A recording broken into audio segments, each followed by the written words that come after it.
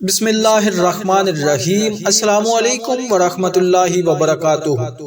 حضرت شیخ سعدی یہ بیان کرتے ہیں کہ ایک نیک فطرت شخص نے مصیبت کے وقت بوڑھے شخص کی مدد کی۔ کچھ عرصہ بعد ایسے حالات پیدا ہوئے کہ اس نوجوان کو کسی جرم میں گرفتار کر لیا گیا اور اس جرم کی سزا موت تھی۔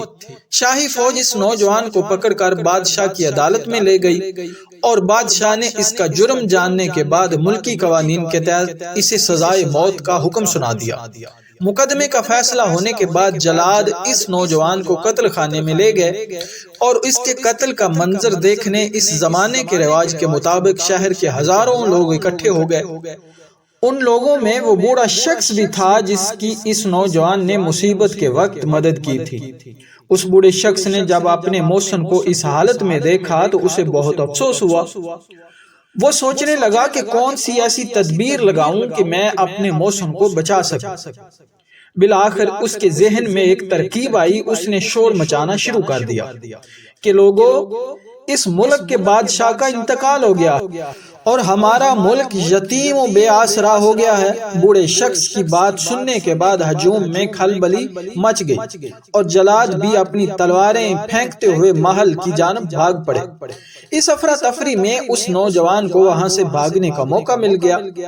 بادشاہ کی موت کی خبر جھوٹی تھی، اس لیے کچھ ہی دیر میں معلوم ہو گیا کہ وہ بوڑھا شخص جس نے یہ افواہ اڑائی تھی وہ مجرم ہے اور اس نے اس نوجوان کو سزا سے بچانے کے لیے یہ حرکت کی تھی۔ شاہی فوج نے اس بوڑھے شخص کو گرفتار کر کے بادشاہ کی عدالت میں پیش کر دیا۔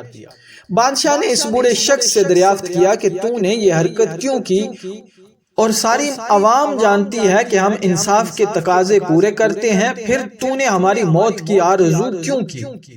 اس بوڑھے شخص نے کہا کہ اس نوجوان نے میرے ساتھ نیکی کی اور میں نے اس کی غرض سے یہ افواہ پھیلائی ہے۔ میں نے یہ سب کچھ اس کی جان بچانے کے لیے کیا۔ بادشاہ نیک فطرت تھا، اس نے اس بوڑھے کو اس اعتراف پر معاف کر دیا اور اسے انعام و اکرام سے نوازا۔ وہ نوجوان اس مقتل گاہ سے فرار ہونے کے بعد جا رہا تھا کہ ایک واقف نے اس سے پوچھا کہ تو جلاد کی تلوار سے کیسے بچ نکلا؟ اس نوجوان نے کہا کہ میری ایک معمولی سی نیکی نے مجھے بڑا فائدہ پہنچا دیا اور میں مقتل گاہ سے بچ نکلا۔ ناظرین، اس حکایت سے ہمیں یہ بات معلوم ہوتی ہے کہ نیکی کو چھوٹا سمجھ کر چھوڑنا نہیں چاہیے اور گناہ کو چھوٹا سمجھ کر کرنا نہیں چاہیے۔ اگر آج آپ کسی کی مدد نیکی سمجھ کر کریں گے تو خدا نہ کرے کہ آپ کسی مصیبت میں گرفتار ہو جائیں تو پھر ضرور اللہ تعالیٰ آپ کی مدد کے لیے بھی کسی شخص کو بھیج دے گا۔